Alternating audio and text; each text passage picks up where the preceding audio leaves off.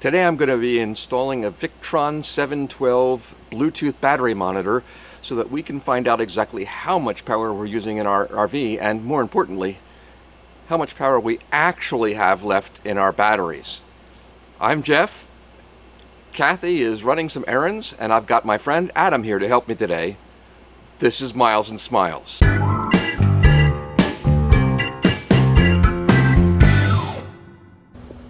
One of the problems with the way that RVs come from the factory is that the battery monitor is really inaccurate.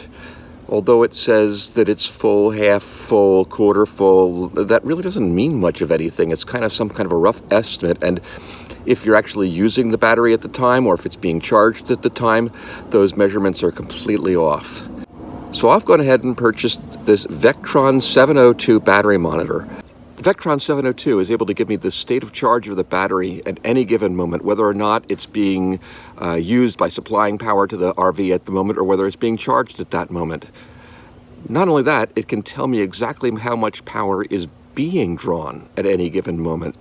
So I can find out what the power needs are of various appliances in the RV.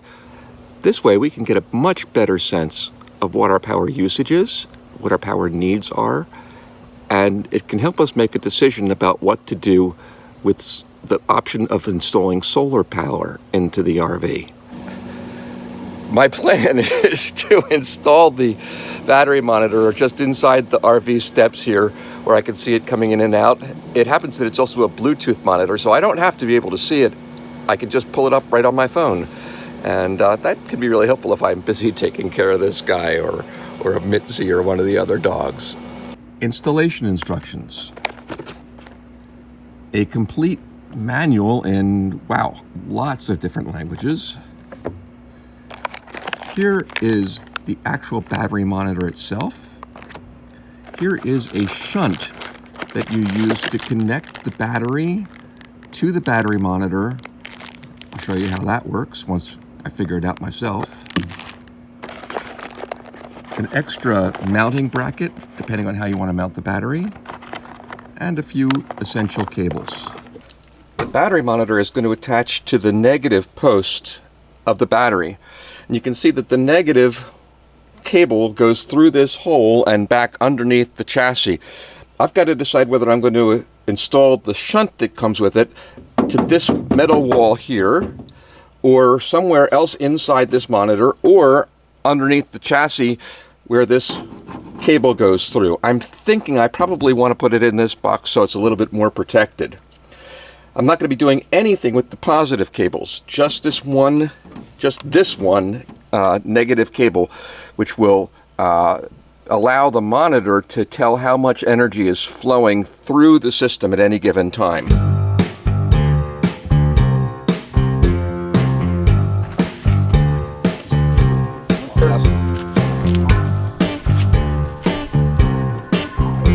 Almost. Got it. I think this is going to be a good spot to put the battery monitor. It's going to be easy to see from inside the RV, and I also know that there's really not anything behind the counter there, so it should make it a fairly easy place to drill. And the wires only need to come down to here, because the batteries are right there below these steps.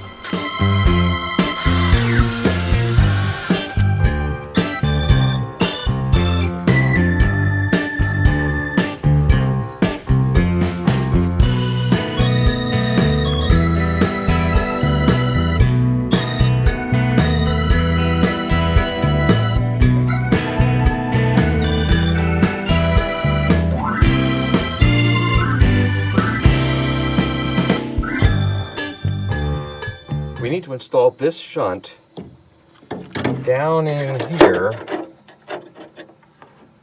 where we can get the battery cables to it, and also this little telephone cord that runs up to the battery monitor. The way that this shunt works is that we're going to be installing what basically is a telephone cord into this little outlet here, and that will run up and send the information and the signal to the battery monitor. We'll attach a cable from the battery to this lug, the negative cable, and then we'll pull the negative cable from the coach, attach it to this lug, so that basically the negative cable flows through this shunt, allowing the monitor to keep track of how much electricity is going through at any given time. Hey dogs, you excited about what we're doing out here? Isn't this interesting? Yeah, that's about what I thought.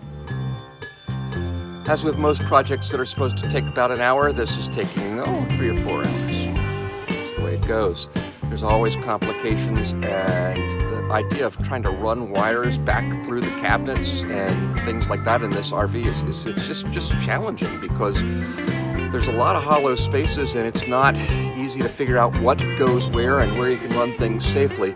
So Adam and I are doing our best to get this through.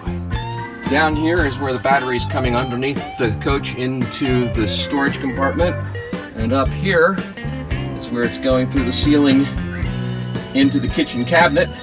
Gonna have to do a little work to make that look pretty. Everything hooked up in the battery compartment. This little red wire here actually powers the battery monitor. All right, I've turned the power on and told it that I have 220 amp hours of battery. It's saying that right now I've got 12.82 volts charge in the batteries. Right at the moment I've got a couple of things running, but not much. And we'll see how it works out from here. Adam, are we having fun yet? We are having fun. Right. Now, you might notice that I look a little different than I did at the first part of this video. It's actually a few months later. New glasses, hat hair, so I'm wearing the hat.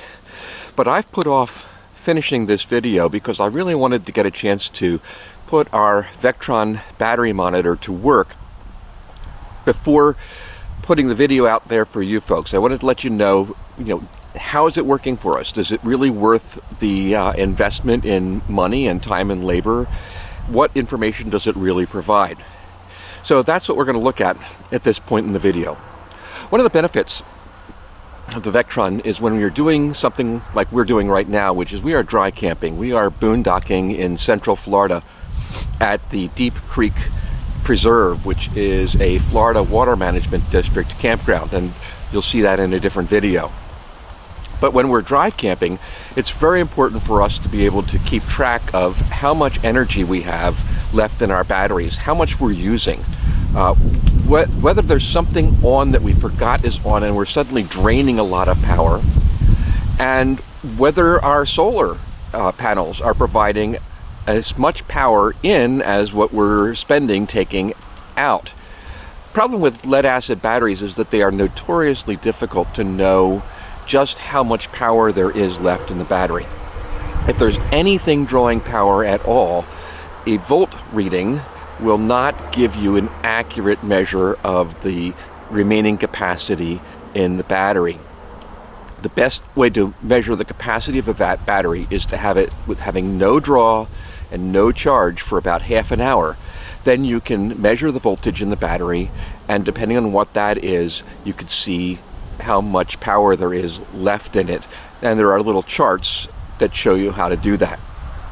The problem is, in the real world, you're always drawing power.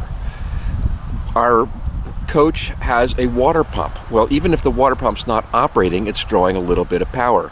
Our coach has a propane refrigerator. Well, even though it cools using propane, there's always a little bit of electric power being drawn that runs the thermostat. So it's really impossible to get a clear reading. One of the nice things about the Victron is that it measures from a full battery exactly how many amp hours of power you are using as you use it, and shows you the percentage of amp hours that are left based upon how many you've used so far. And as you recharge, it adds those amp hours back in, so that you've got a fairly good representation of what percentage of the battery's capacity is left, and it shows you that as a percentage sign. So let's take a look at the Victron in action. Last night when the sun went down, we had 100% capacity in our batteries. Now, it was a hot night, and as you can see, By this morning, we have 84% of our battery capacity left. How did we get there? Well, the Victron counted the amp hours we used. And as you can see, we consumed 48 amp hours worth of electricity overnight. The total capacity of our batteries is 230 amp hours. So we're at 84% this morning. Our current voltage is 12.17 volts. We are drawing 1.8 amps of power right now, which is equivalent to 23 watts. And what it says is that we have 2 days and 16 hours worth of power before we will get the batteries all the way down to zero if we continued using just the amount of power we're using right now. Well, what are we using right now? We have our water pump in standby, and that draws a little bit of power. I've got 4 LED bulbs lit above me here at the table, and there's probably a couple of other things drawing power that I'm not even aware of. Here's what happens if I turn off the light.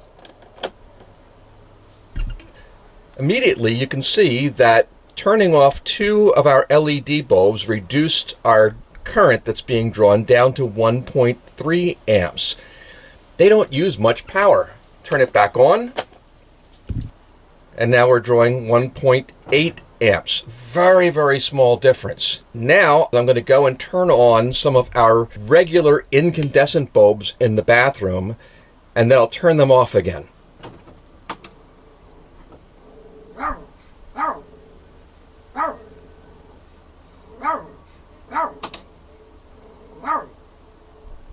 If you have any doubt whether it's worth the time and expense of upgrading to LED bulbs, if you're going to be boondocking, that's a pretty good demonstration of the difference in the amount of power that they use.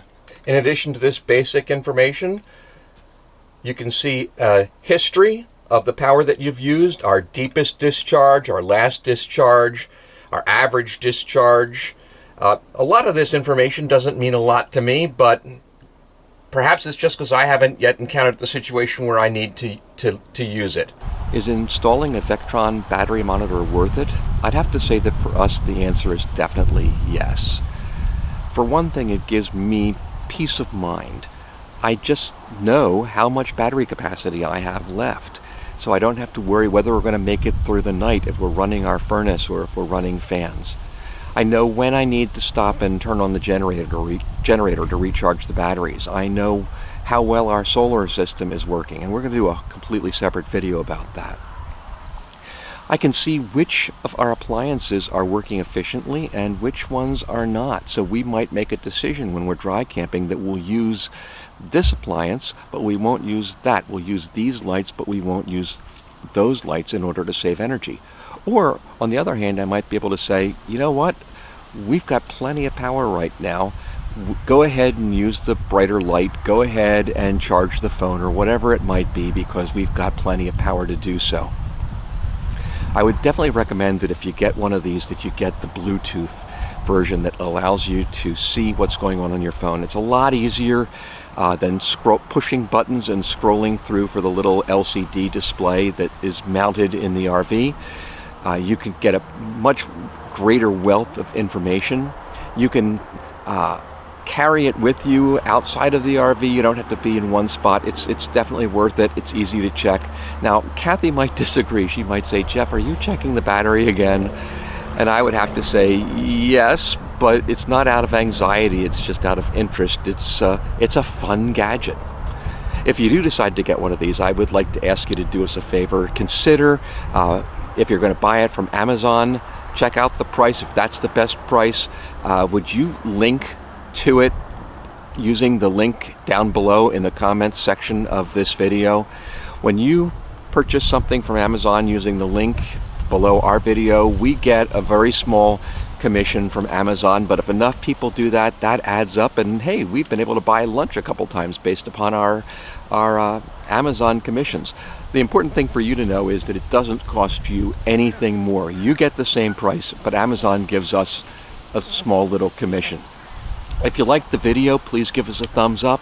If you've got any questions or comments, please leave them down below here on YouTube, or you can leave them on our blog or on the Miles and Smiles Facebook page, any of those places. But I will do my best to answer any questions you have. And hey, if you've got an idea, you say, well, what happens if you do this? I'd be more than happy to test it out, and I will answer you, because I'm always looking for ways to discover new features of the gadgets that we've got. Please subscribe if you'd like to stay in touch with us and hear about any upcoming videos. And remember, life's a journey. Make every mile count.